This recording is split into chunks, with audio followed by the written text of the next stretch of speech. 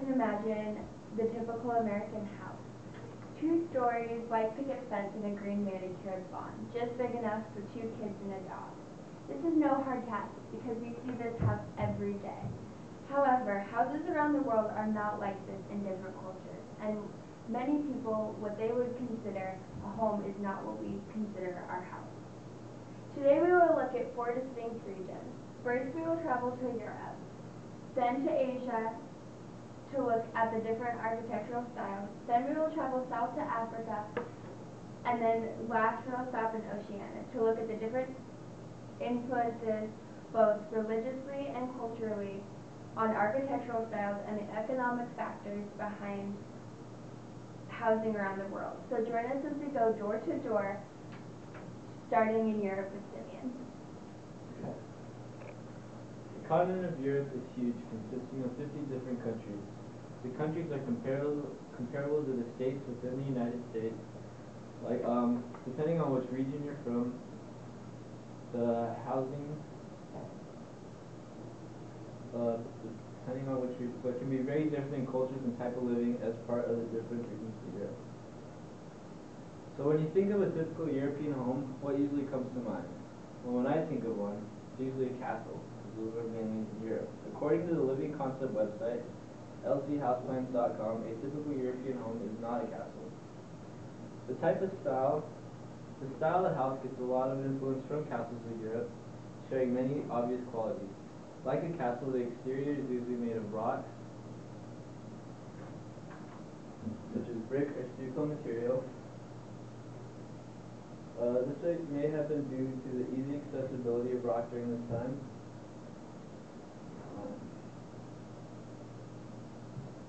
The rock plays an obvious, the specific purpose. It insulates the house, keeping the cold out and the heat in. They also have a religious influence to them. The typical house is a high cathedral type ceiling. The churches such as the Vatican have the same type of ceiling, and the windows are large to let in natural sunlight. Not all homes in Europe are typical, depending on a person might live, or the practicality of the location and living circumstances changes the style of homes that are in Europe. In many parts of Europe, the densities of the population are based in the larger cities. This is because of the industrial nature. Most of the people live in apartments. The apartments are usually similar to the ones in Europe, in America. They have a store on the initial floor, and the tenants live above the floors, and above the store. It's a stacked tile living safe space, such as these. You can see they have a Victorian style. The windows usually have an eyebrow, and they're usually very well decorated. They have balconies. Like in large cities, a slum is usually present. Europe is no exception. Slums are well known in many large cities. An article about slums from a European newspaper website, anyeurope.web or .edu, states that about 1 billion people, or 1 in every 6 people, live in slums. The homes are like slums in any other country. They are either broke down apartments, such as these, or they are made out of trash and garbage, like makeshift places. Next, I'm going to talk about the different types of cultures and style of housing in Europe. Europe is full of different cultures depending on the region or country, such as the Italian. The Italian home is completely different from Greek style and typical European style home. The home will have a villa type construction similar to apartments. They're usually 2 to 4 stories high to accommodate large concentrations of living similar to living.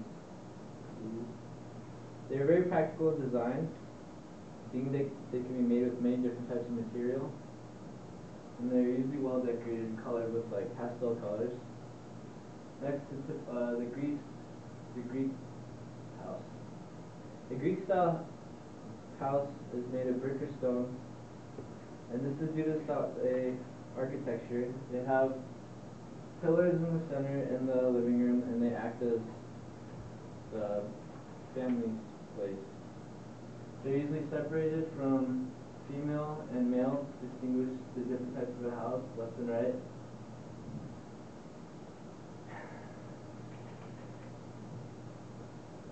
and they're usually made of stone or a decorated mosaic exterior. So now that you know a little more about how the Europeans live, Emily is going to show you guys the homes in Asia and give you an insight on why they live the way they do.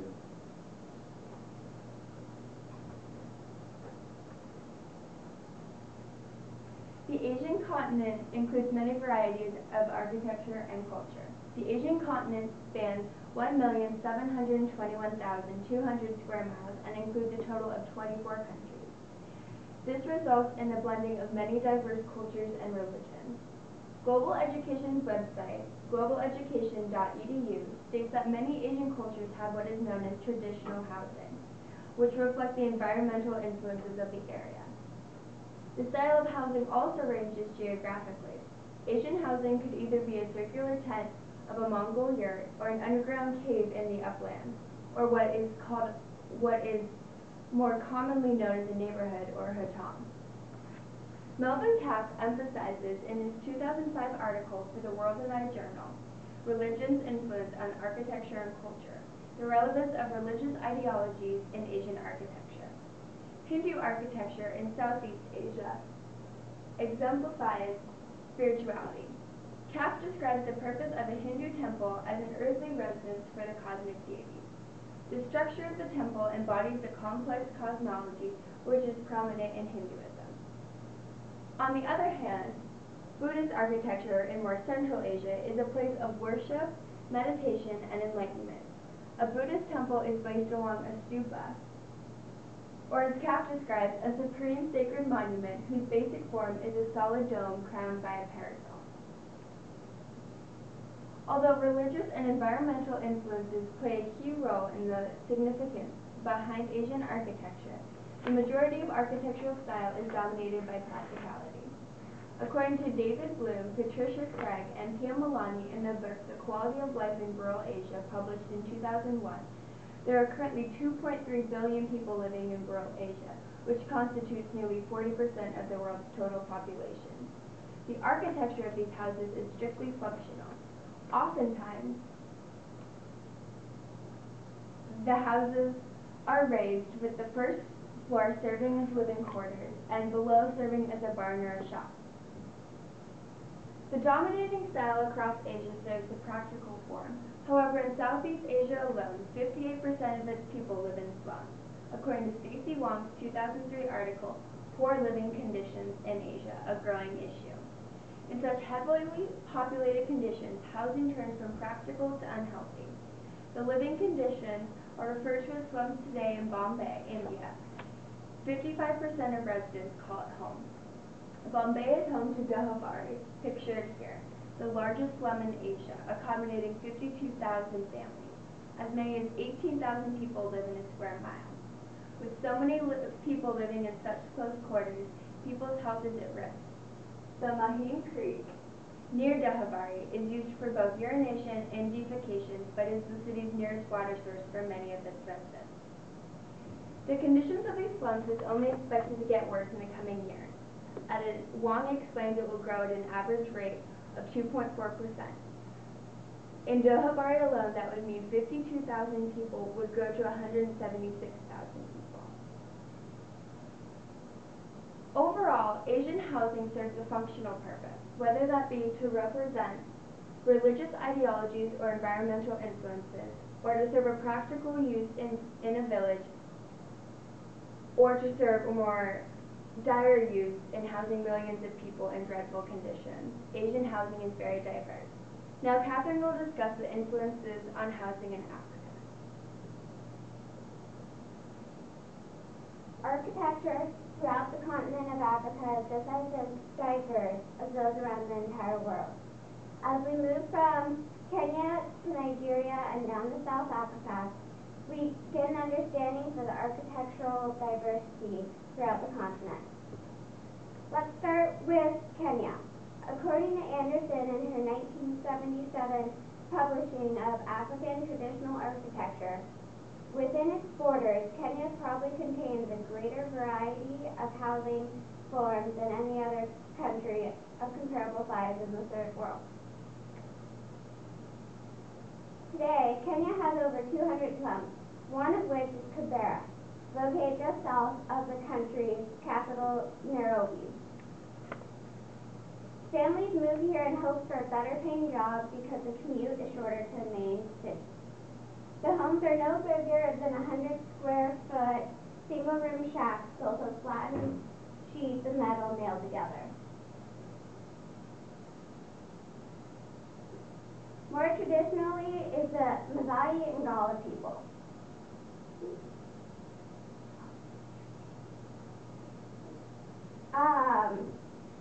The Maasai build their homes in a circle-like neighborhood called a manada to protect from outside animals and enemies. And the Gala people uniquely weave colored cloth into their homes for both decoration and to protect from dust. They also build structures that are not thought out and built on the spot, not only out of natural materials, but miscellaneous objects. Next, we move west and look at the architecture in Nigeria. We begin at Nigeria's capital city of Lagos. Many homes are apartment complexes, and the streets serve as a common marketplace built out of 2x4s and tin roofs. More traditionally is the architecture of Igbo or the Igbo people and the Hausa people. In her book, African Traditional Architecture, published in 1978, Susan Denyar points out that not all traditional homes are circular huts. These tribes support her remarks. The Igbo people's religious buildings are not built for meeting places such as churches, but instead the constructing of the building is the religious experience itself. And then the Hausa people build their buildings out of handcrafted bricks that are then plastered over, and then there is art on the inside and outside. Our last stop is South Africa. Habitat for Humanity recently posted in their website that South Africa has the ability to be a highly developed country except for its economic and social problems. First, let us look at the modern-day Johannesburg.